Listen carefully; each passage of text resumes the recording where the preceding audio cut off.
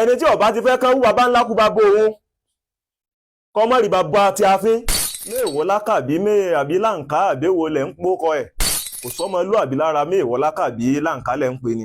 bí Aláàfin bá wọ níkà ọmọ bàbá ńlá kú ẹgbẹ́ abẹni tí ṣe bíyàn bá wá ní asọ̀rẹ́ lórí kọ́ kò ní máa rí ẹgbẹ́ bàbá ńlá kú bàbá rẹ̀ fìn. báwa bá ń sọ̀rọ̀ ń bi ẹranko tó níwo ṣé bí ìtìgbín wá ni.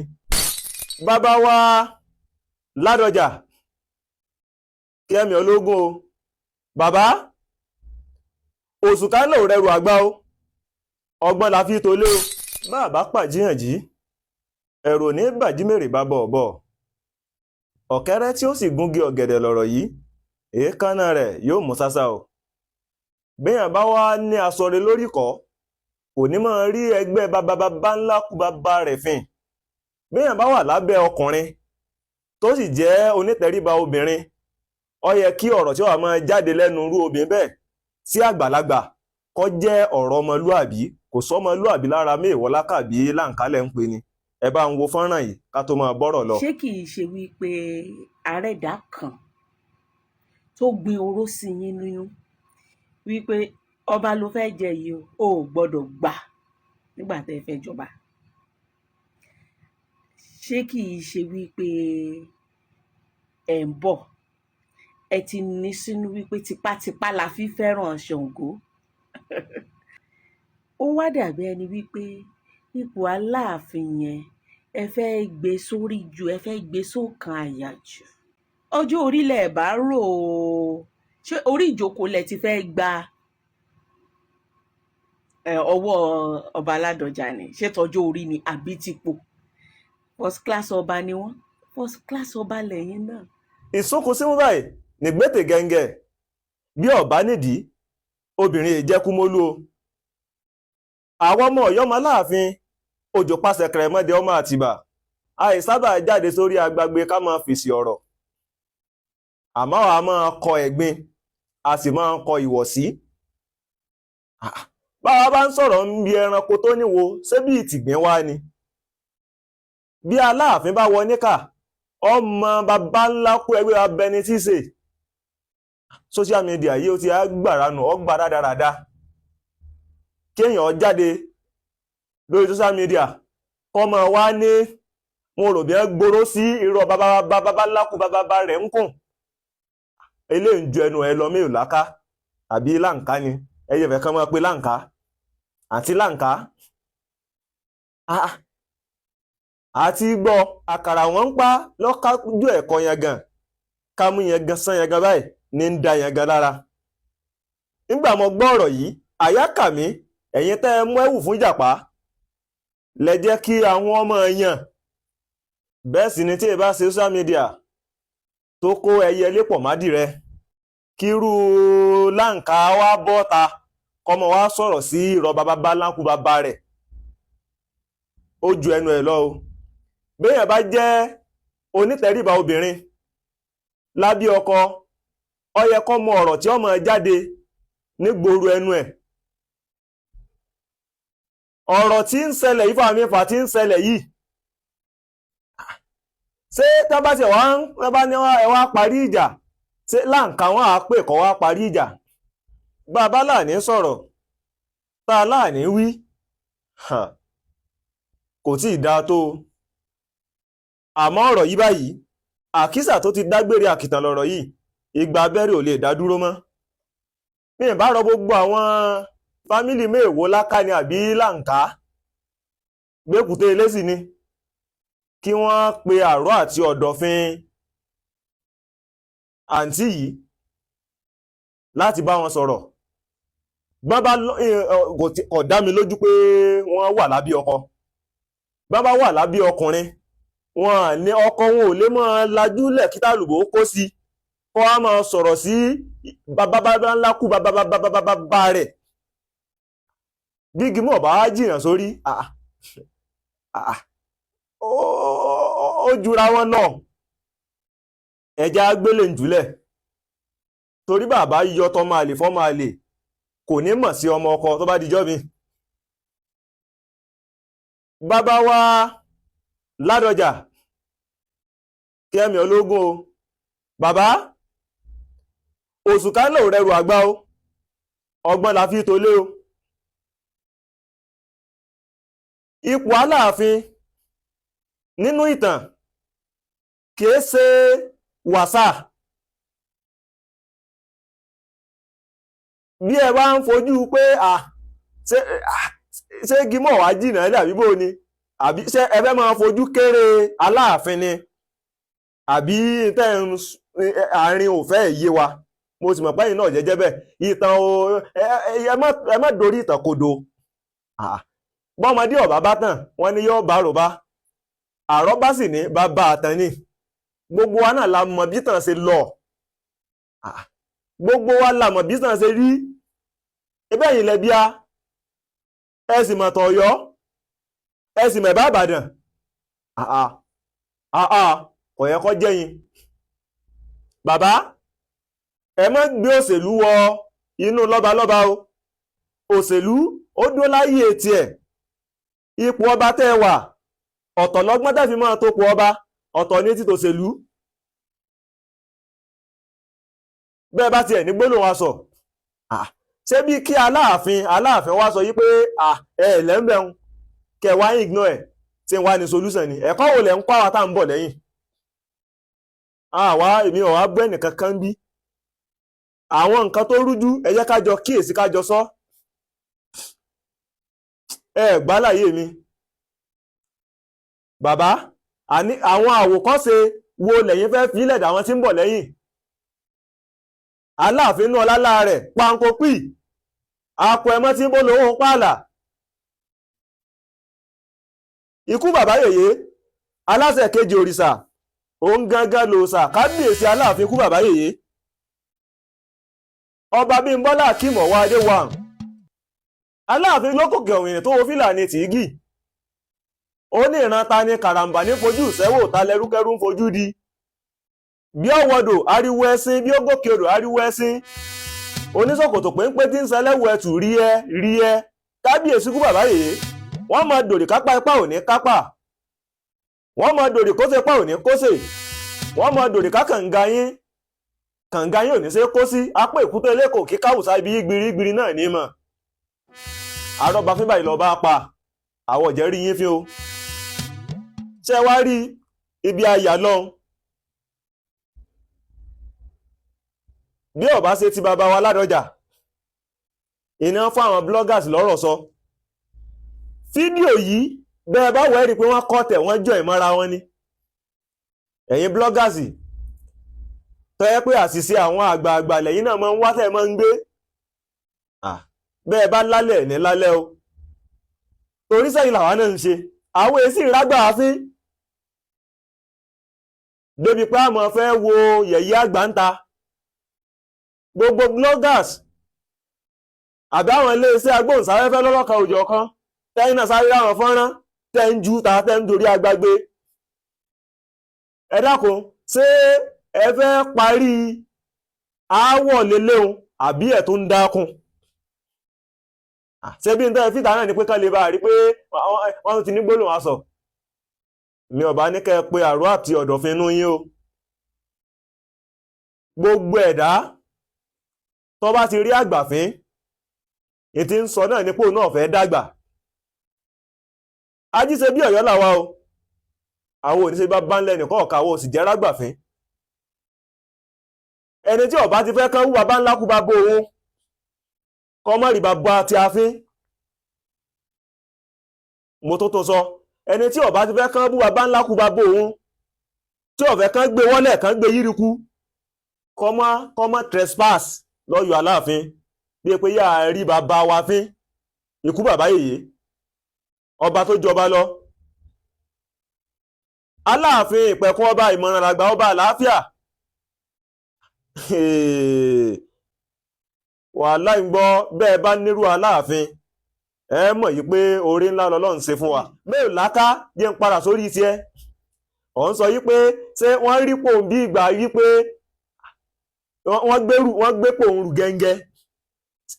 Institute of Aláàfin kìí ṣe nǹkan kékeré nítorí ẹ̀fì ni ẹni tó bá ti lè wà bí ní ọmọ kékeré àbágbàlagbà tí wọ́n bẹ ti lè gbé ipò àgbà ń fún ó ti di àgbàlagbà látọjọ́ náà.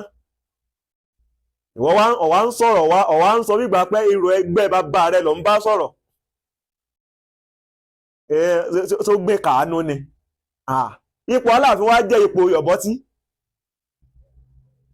ẹ̀yin bloggers lọ́lọ́kan òjọ̀kan tẹ́ ẹ̀ lè parí aáwọ̀ láàrin àwọn mọ̀lẹ́bí yín bèlèǹtà sí àwọn àbúrò yín àbáwọn ọ̀rẹ́ yín ẹ wà borí agbágbé ẹ máa dá sọ́rọ̀ àwọn bàbá ńlá yín kètò wá ṣe rọ bàbá ńlá yín nìkan o odidi àwọn ọba ìlú wọ́n ní lélẹ́yìí. ìbá sì dáa kó yí ohùn rẹ̀ padà gbọ́n bá sì ràn kó jáwọ́ ńbẹ̀. gbogbo àwọn tó ń bá ṣe náà Mewolaka bí láǹká ni ìjà náà lẹ fi ń parí gbogbo ẹ̀. àìrí kan ṣe kan ọ̀bọ̀rí social media mọ ìwò tó wò tó ń gbòòrò ẹnu òpònú ayídà bọ́ọ̀ bá ti fẹ́ wọ́n rí bàbá ńlá kú bàbá yín fín ẹ mọ́ rí bàbá wa fín ire o. àwọn ọba ni máa bá sọ̀rọ̀ àní ìjù bẹ́ẹ̀ lọ lórí ètò Lady K Olúwaṣọ ẹ wá ra díjà a máa gbogbo ẹ rí pé mo fresh dáadáa lẹ́nu jọ́ mẹ́ta bí o lo cream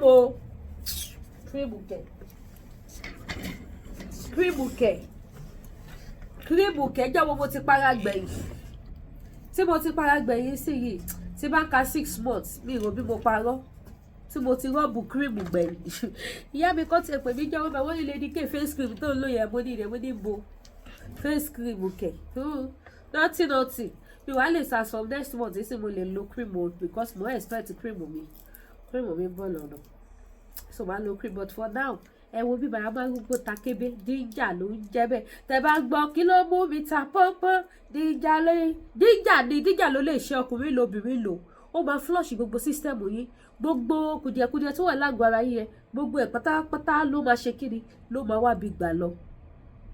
egungun royé egungun kan yín ẹ lọ máa mu díjà cholesterol bá yín jà ẹ mu díjà fáàtì ò jẹ́ ẹ gbádùn ẹ mu díjà ara yín ṣe bákan ẹ mu díjà gbogbo nìṣe ni díjà ó máa flush gbogbo system yẹn máa look young ẹ máa look beautiful skin yín tó jẹ́ wípé bẹ́ẹ̀ ṣe ń lo àwọn nǹkan oríṣiríṣi sí kò gbé yọ tẹ́ bá ti mu díjà á repair skin yín wá láti inú ìtẹ́ bá wá bẹ̀rẹ̀ sí ní lò síta yá bẹ̀rẹ̀ sí ní ṣiṣẹ́ because ìta lè tún ṣe túnú ṣe òun ló fà tó yẹ pé gbogbo bẹ́ẹ̀ ṣe ń lo cream gbogbo bẹ́ẹ̀ ṣe ń lo oríṣiríṣi sí skin yìí ò fún yín ní result tẹ́ fẹ́ nítorí pé kí ni inú yẹn nídìí àtúnṣe dìmọ̀ tẹ́ ẹ lò dìmọ̀ tẹ́ oríṣiríṣi jáde bò wá láti inú ní skin yìí ò ṣe wù yín ní ò ṣe fún yín ní nǹkan tẹ́ fẹ́ ṣùgbọ́n tẹ́ bá ti mu díjà gbogbo kùdìẹ̀kùdìẹ̀ tó wà nínú yín gbogbo ẹ̀ pátá ló máa bá yín pa ló máa bá yín flush dànù díjà ìdàgbọ̀n kò sí country tí mi ò lè send ẹ̀ sí ẹ̀yin tẹ́ bá nìdẹ̀ is a very good apps àgbóni ó wà pàgọ́ gidi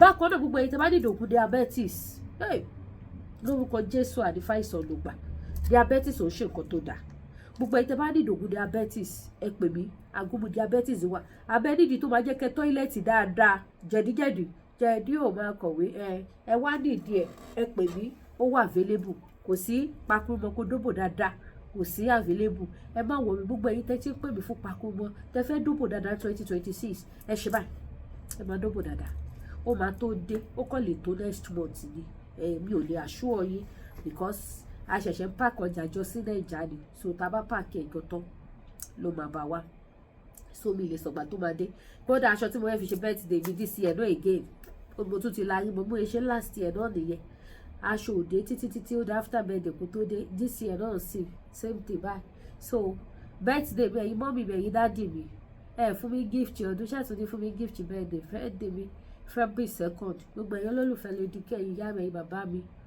birthday mi February 2nd o bí ti ẹ̀ ṣe ẹ fún mi lówó kí n fi mu mọ́ọ̀tì ìyẹn bẹ́ẹ̀ ẹ̀yin tẹ́ bá tún wá fẹ́ ra aṣọ wà available jewelries wà available àwọn nǹkan tẹ́ lè fi ṣe irun yín gẹ́gẹ́gẹ́gẹ́ gbogbo ẹ̀ ló wà available ẹ̀yin tẹ́ bá fẹ́ ṣe àwọn fine braid tẹ́lẹ̀ need àwọn expression àwọn rich braid tó fine àwọn lunch tẹ́ lè lò ẹ pé Lady K kò síbi tí mi lè bá yín sẹ́gbẹ̀ sí bákan náà ẹ̀yin tẹ́ bá fẹ́ ra ẹja gbígbẹ tó fine dáadáa Thailand fish ńláńlá ó wà available stockfish orí òpàlà òpòròkò original ó wà available.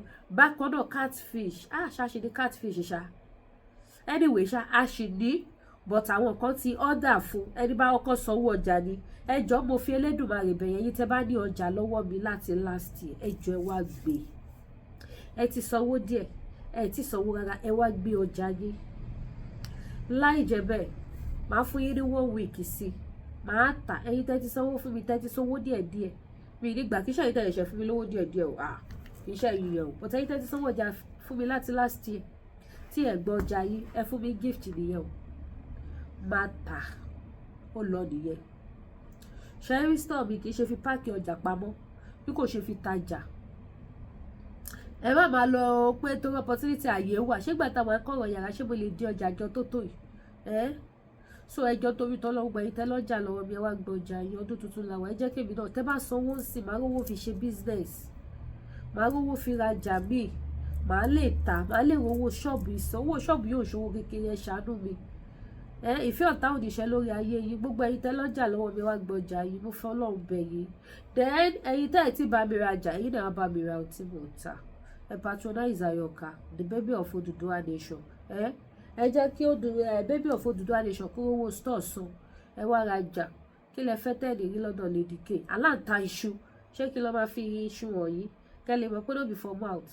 Ẹ tó bá fẹ́ ra àwọn iṣu ewùrà tó tú dáadáa àwọn iṣu tó fine tó mú yes tó dẹ̀ dùn without sugar ẹlòmíì kò lè jẹ iṣu kó má fi sugar sí ẹ̀ nígbà tó fi sugar sílẹ̀ òun fún ara ẹ̀ dùn òun gbà sí kí ó mú yes kì í ṣe iṣu Canada import yàmù ni ọgbẹ̀wọ̀ Canada ni so ẹ̀yin tẹ́ bá ní ìdẹ̀ ẹ pè mí ó wà ní Lady K store. Ẹ̀yin tẹ́ bá ní ìdẹ̀ ògúnfe gbogbo ẹ̀yin tẹ́ ń patronize tẹ́ ń ra ẹran ẹ wò ẹ ní dààmú ojú òní tì ẹ̀yà ara Canada in fact mo tún gbé fún yín o pẹ̀lú ọ̀rọ̀ àwọn ẹlẹ́ran dé yìí o ẹ ṣe ń patronize mi ẹ ṣe o. Ẹ̀yin tẹ́ bá fẹ́ ra ògúnfe aláwọ̀ ẹ fẹ́ ra chicken àwọn turkey blanket original gidi yẹn blanket turkey ẹ fẹ́ ra kí ló ti pè ẹran màálù àtàwọn tí inú ẹ̀ àwọn ṣàkì lóríṣiríṣi fùkù gbogbo ẹ̀ ló wà ní Lady K store. Mo sọ fún yín pé freezer mẹ́ta la ní bíbá adẹ̀ tó ṣì máa get ní last is a matter of time. Mo ṣì nídìí freezer méjì ni mo ṣì nídìí sí ní bíbá ìkan fún drink because wọ́n máa ń béèrè àwọn drinks náà afẹ́ra drinks do you have drink there do you have this but kò tí sí freezer tá a máa fi ta freezer dẹ́ wò ẹ̀yin tá a bá fẹ́ rà fún mi máa ń dùn tá a ṣe gift fún wa ló tún tọrọ ó tì mí ní tọrọ bóyá ó lè ní kí n lọ jà ọlọ́màjẹ jalè láyé mi so mo ṣe nídìí méjì sí níbí bá ìkan fún drink ìkan fún àwọn ẹja tútù because wọ́n máa ń béèrè náà wọ́n máa ń béèrè ẹja tútù náà bíbá ẹ̀mọ̀ African store so wọ́n ti expect pé store tó bá ti lè ta oúnjẹ jíjẹ so wọ́n gbọ́dọ̀ máa ta gbogbo nǹkan bẹ́ẹ̀ yẹn náà bẹ́ẹ̀ títí tó fi pọ̀ mọ́ gbogbo ẹ̀ lọ́ béèrè so mo ṣe nídìí freezer méjì sí ìkan fún chicken ẹja tútù ìkan fún drink ti drink yẹn bẹ́ẹ̀ ló máa wà àwọn standing one yẹn tó máa ní glass níwájú òun la máa rà fún drinks so a máa tó sí so ẹni tó bá ti wá do you have cold drinks check it there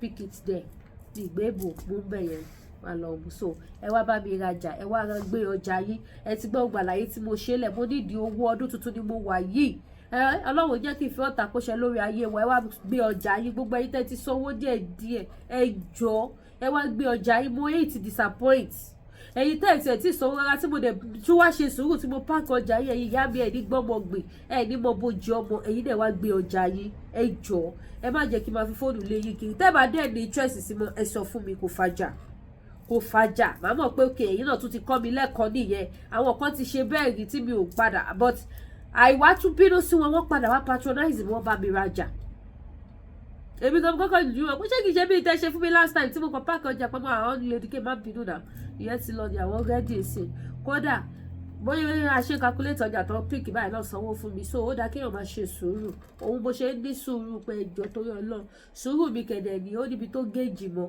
so èyí tẹ́ bá fẹ́ ra spiritual product ọdún tuntun la wà yìí we need to make it we need to protect ourselves we need to cleanse ourselves èyí tẹ́ need àwọn cleanser yeah èyí tẹ́ need àwọn cleanser èyí tẹ́ need àwọn kan protection èyí tẹ́ need àwọn kan mercy something àṣìnà ọ̀la àwọn kan bẹ́ẹ̀ yẹn contact Lady K Ìfẹ́ Olúwaṣọ or you walk down to my store ilẹ̀kùn store mi sílẹ̀ kì í ṣe ibi tó hide gbangba tani. When you put my name on Google, it will show it to you, Lady K African Store. Ẹ máa bọ̀ wá, ẹ wá ra ọtí ẹ bá fẹ́. Èwo ló tún kọ́, and we also have Indomie carton. Indomie carton. We have it in store here. Adẹ̀tún ní gàrí, gbogbo ẹ̀ ló wà, everything. Títí lórí rọ́ọ̀bà, bólíkì, jewelries, everything. Ó wà ní Lady K African Store. So ẹ má gbàgbé láti patronize, ẹ jọ̀ọ́ ẹ bá mi share show. Kọ́ lè mọ̀ wípé àwọn èèyàn ń kú ní Nàìjíríà. Kọ́ lè mọ̀ pé nǹkan ń ṣẹlẹ̀ ní Nàìjíríà. Àsìkò tá a wà yìí, a gbọ́dọ̀ jà fún orílẹ̀-èdè Nàìjíríà. Bí àwọn agbésùmọ̀mí yìí, bí Ọlọ́run ṣe máa bá wa ṣí wọn lọ́wọ́ ṣẹ́ tán pátápátá. A gbọ́dọ̀ jà fún. So gba ẹ̀yin tẹ́ bá need àwọn búbù náà is available. Ẹ wá ra tí mò ń ta. Ẹ̀yin tẹ́ bá need ginger, tẹ́ ẹ fẹ́ máa mu ginger, kẹ́ máa look gorgeous, kẹ́ máa look fresh. Ẹ pè mí, òun nìyí. Alẹ́ àtàárọ̀ lẹ máa mú, ẹ mú láàárọ̀, ẹ mú lálẹ́, ẹ lò láàárọ̀, ẹ lò lálẹ́.